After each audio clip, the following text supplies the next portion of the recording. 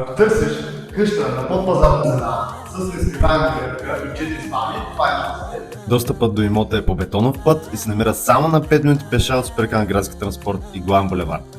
На първия етаж са разположени тоалетна или перално помещение, 5 квадрата килер, 31 квадрата дневен тракт с излазна веранда.